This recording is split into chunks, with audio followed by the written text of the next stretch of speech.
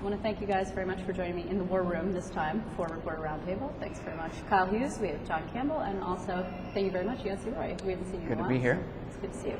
I'm going to try very hard not to let Anthony Weiner sort of dominate this experience. Bad choice of words. I'm so sorry. There's actually no good choices of words when it comes to Anthony Weiner. So many entendres, so little time. We'll get to him at the end, okay? If that's Good. all right with you guys. So let's actually start with ethics. Fascinating. It's going to pass, right? Right, yeah. Well, they helped draw it up, the legislative leaders, so you would assume that if they helped make the bill that they would pass it in both houses. Yeah, do you think this is, the governor this morning actually sent out an email to supporters saying it was like historic and like the most Well, it is a big overhaul. change. You know, everything's historic. I mean, what's historic? You know, everything they pass around here is historic. Well, this room, but actually. this room is historic. Right. But it does make significant changes in the laws and the rules that now apply. The sticking point, I guess, from the point of view of the critics, is that the enforcement aspect of it is lacking. Well, he had to give away a lot then Right. also to get, I mean, he really did trade away a lot. Mm-hmm. Well, you know, one of the things that he put in there that has been talked about is he more or less gave the Senate Republicans a guaranteed in perpetuity 3 members on the commission, and giving Senate Democrats only 1. You know, you would have thought that maybe perhaps the fair thing would have been to give every block 2 votes, Assembly Dems, Assembly Republicans, Senate Dems, Senate Republicans. And in fact, apparently that's what had been talked about for a while. But in the negotiations, when it became clear that there was a need to close the argument, to close the agreement, that was one of the giveaways, to give Senate Republicans 3 members on the panel, which is leads to, you know, some of the criticism that this setup actually has a number of flaws. Although Kyle is right, it is for the first time that lawmakers will have to disclose a lot more about their outside business interests and clients. More than 100 bands of disclosure. I mean, that's significant. That's up from 6. So that's a lot. The disclosure has been pretty roundly praised. Where you've seen the criticism is the JCOPE, the new Commission on Public Ethics, where theoretically an 11-3 vote in favor of moving forward with an investigation could be shot down. Yeah. You know, and I think a really smart thing that the governor did was bring in the good government groups on this, because now they have roundly praised this thing as a good first step. They were behind him when they announced it on Monday, and you know, they say it's not perfect, but it's a good step. You know, I mean, the way it's constituted, you know, New York is not that far away from being a one-party state with Democrats controlling everything. And right. Would you necessarily want to have that when you're talking about an ethics policing unit, you know? No. And you have the Republican Party is going to be here, so while you can maybe quibble about it, it does in a certain way make sense that you would let the Republicans have a guaranteed place at the table. Well, in another area that I think they haven't quite attacked on the ethics issue is sort of the Joe Bruno problem, the Joe Bruno setup, where it's not necessarily that you're a lawyer for a client who's doing state business, but you're sort of a business consultant with a lot of different oars in the water, and you might not necessarily represent a client before any kind of state entity. This is the Rainmaker Clause, right? Right. That ended up not in the final plan, is that That's correct? right. You may represent someone's business interest, but not before a state entity. Nothing that ever leaves a trace, but yet somehow or another the connection helps your business client win state business. Well, I mean, just by having your name on somebody's masthead or connected to someone, when an entity knows that you are connected to them and you're a powerful elected official, that helps raise the clout of your client, even if you're not directly connected to them. It's like, you know, power by association, if you will, and you don't have to disclose that. You make the argument, too, that it's not a bad idea to have legislators who have a foot in the real world and they're involved with businesses and they know what's going on in the outside world. I think it would not be healthy if every legislator's worldview was completely formed by what went on in the Capitol. Well, but then you could accomplish that through term limits. I'm just saying, which is never going to happen. True. I think it's going to be interesting to see how many of these legislators that are attorneys, that do have clients, that how many of them may not run for re-election. You know, Will it affect any of them? Who knows? I mean, nobody said anything certain to this point, but it'll be an interesting thing to watch. But the speaker clearly was asked if it would cause him to change his business practices, and he said no. He is a rainmaker for Weitz and Lutzenberg, but let's also be fair. Senate Majority Leader Dean Skelos is a rainmaker for that Garden City law firm whose name I can't recall. Ruskin Moscow. Thank you. Yes. Okay, thank you. This is somebody from Long Island. Yes, thank you very much. All right, well, Newsday, if Right. you don't know that, you're in serious trouble, actually. So here's the other thing. I think that the governor, there was a sense that the governor really wanted a deal on this. He ran on it. It was the hallmark, cleaning up Albany was the hallmark of his campaign. It's a little bit funny that it's no longer called the Clean Up Albany Act. Well, they changed the title. If it accomplishes what he set out to do, that's a good thing. I mean, I think he had no choice, too. It was 4 years of chaos before Governor Cuomo. And, I mean, all of us know how things have changed really around here since he took office. It's been a remarkable transformation. And I think that he really felt that you need to somehow codify some of these ethics changes that he was looking for. But this might actually pass before the tax cap, which was announced at the end of May, which is kind of interesting. I mean, I think also, remember, we talked last time, actually, I held this upstairs, one flight up, we were talking about was there going to be an announcement for ethics? And as it turned out, there was an announcement. It came via press release. It came at 4:38 or some ridiculous late time. That almost never happens unless you want to tell people, hey, I've been indicted. I mean, it's like you almost never drop good news on a Friday. Well, I think it's more of a function of what we've seen the governor do with a lot of major pieces of legislation, which is to announce that it's closed, but then really close up the details later. That's happened with the budget. That's very dangerous. It is. It is. So far, it's not backfired, but it happened with the budget. It happened with tax cap / rent control, and also ethics, where you announce we have this tentative agreement.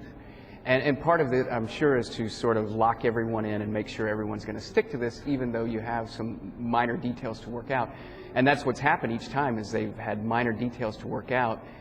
The two that we're talking about right now, ethics and tax cap / rent control, have to get done in a matter of days. Yeah.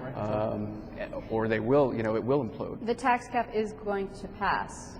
Yes? Who knows? I mean, the analogy I would draw is like we're in the little town in Kansas and we can see the tornado path coming towards us, and you see all these bills floating around in the atmosphere, and when the tornado passes after the session's over, we'll see what is on the ground and what's standing. We're just starting to hear now about a possible short-term deal on rent control to sort of just extend, because the deadline is the 15th, which signals to me that maybe the tax cap they're not ready to nail that down quite yet. Yeah, because the rent laws and the tax cap are connected. I mean, everybody has said they're connected. So if there's a temporary extension on the rent laws, then I would guess that the tax cap is not done. Speaking of that, you're continuing the tornado analogy. We're also seeing some other things today, like this week actually. SUNY tuition. Right. Seeing that. Raising it. Pension reform. Seeing that. Just today, actually strengthening penalties for using your handheld, which is a problem. Yeah, while which is, driving. that came out today, and it's already people are referring to it as a second-tier issue. Afraid for that now. I'm sorry, I am. Yeah, you probably are operating multiple devices. I'm not. when you're behind the wheel, right? I can neither confirm nor deny that, Kyle. So seriously though, what will pass? It's hard to say. I would think that something with SUNY is going to pass, because the speaker has come out and said that if there is guarantees that SUNY will get this money, that he's in favor of it. And we've seen SUNY enrollments jump. I mean, a lot of people are sending their kids to SUNY, and the state has been taking money away from SUNY or not giving SUNY as much money. So there's a really good case to be made for passing that bill. I think the tougher sell is going to be pension reform, the Tier 6. You immediately saw the unions come out. Unions came out with 3 scathing press releases. They're having a bad week, those unions. They really are. But I think you're going to have a harder time convincing the legislature to act on the Tier 6 plan, especially just 2 years, a year and a half after Tier 5 went through. Yeah, it just seems unlikely that there's enough time for that bill to get any kind of momentum. And let's not forget also that union contract negotiations are going on. But do we think that's what it was really about? Was it really sort of to just up the ante in which the contract negotiations sound like they're not going so terribly well? Well, they're never going terribly well until we have a deal, right? Right, good point. So he's trying whatever he can. I mean, we heard about layoffs this week, and again, we're hearing about a new pension tier that would save, by the way, New York City, I think, $30 billion, and the state of New York $93 billion in terms of how less money they'd have to pay into the pension Yeah, that's system. not chump change. No, That's a lot of money. no, it's a lot of money. And let's remember his third priority, same-sex marriage. That's kind of been quiet for the last week or so, but certainly that one is one that was promised or that he intended to do before the end of the session, and here we are arriving at the last full week, and that one's very much up in the air as to whether that will actually be passed by the Senate. Well, we learned today that the Empire State Pride Agenda has a meeting with Dean Skelos on Monday. It seems to me to be a last-ditch attempt. That's how I read it at any rate. I haven't seen, and now the Republicans are actually interesting and smart, I think, changing tact and saying, why are you putting this all on us? What about these other guys? Like, can you bring in 29 votes? They've got 26 Democratic votes locked down. Where are your other 3? You're never getting Ruben Diaz. I mean, we just know that for a fact. But, you know, what about Shirley Huntley? What about Carl Kruger? I mean, what about these people? Well, and then the Senate Democrats say to that, that's ridiculous. We're giving you 26 votes as it is. I mean, and Senate Republicans have 0 confirmed as it is. So it depends on which way you look at that argument. But everybody's interested to see what Shirley Huntley is going to do. Everybody's interested to see what Carl Kruger is going to do. Joe Adaba, and Joe Adaba. right? But again, we may not find out what they're going to do because they may not ever release the bill for a vote. So maybe Well, right. The Assembly wants Danny O'Donnell in the Assembly wants to move on the Assembly bill before this week is out. I think that gives some cover in the Assembly. Now, the Republicans have been suggesting that maybe the Assembly can't pass the bill because there's been too much change. They're about to have 5 vacancies in their House, although not before the end of the session. I do not think that Jonathan Bing will leave before to take a job in the Cuomo administration. But still, it's going to be very tight in that House. It's, you know, of the 3 big priorities that the governor identified for the home stretch of the session, this is the only one. Same-sex marriage is the only one that he doesn't really have like lined up and ready to knock down. Right, right.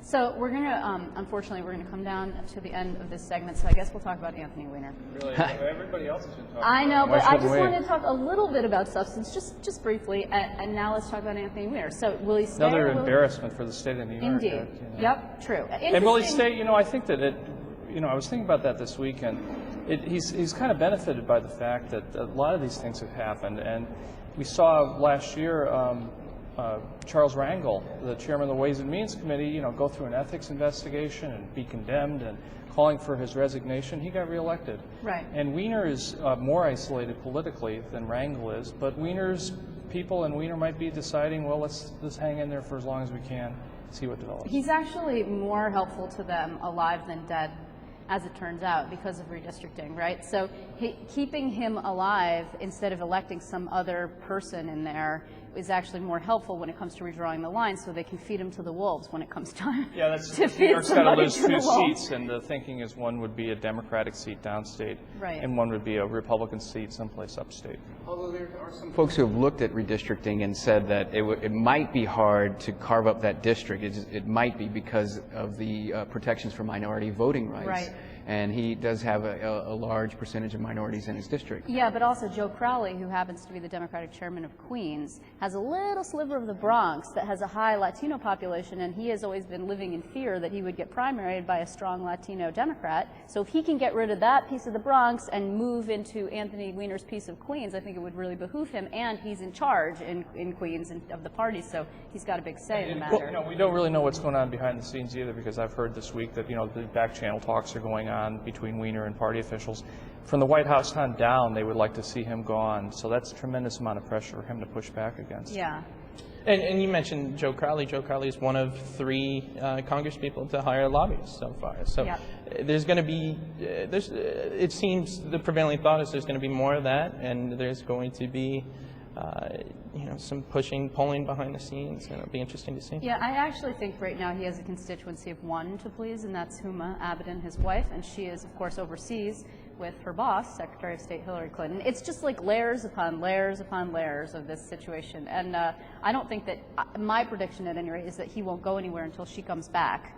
I just can't imagine he pulls a trigger on anything at all. I know he's talking to her a couple of times a day. Too, that he's not going to go anywhere until we figure out exactly what his exposure is to investigations and to things of that nature. Well, that could take quite some time. Yeah, and if he's still there, he's got a little bit of leverage, I guess. If he's out, he's completely at the mercy of whatever the investigators are going after. Good point. Okay, let's bet then. Will he last through 2012, Kyle Hughes? Through So 2012? 2012, yeah. Will he I would- last up to re-election? Given the fact that President Obama on down don't want him there, I would say no, he's not going to last. John? I'm going to say no. No. How much are we wagering on this? We're not wavering. It's a gentleman's bet. Okay. A gentleman's bet. It's the deck seems stacked against him right now. Yeah, it does. Okay. Yancy Roy, thank you very much. John Campbell, thank you. And Kyle Hughes, thanks. As you notice, I'm staying out of that bet. Yeah. It's been good.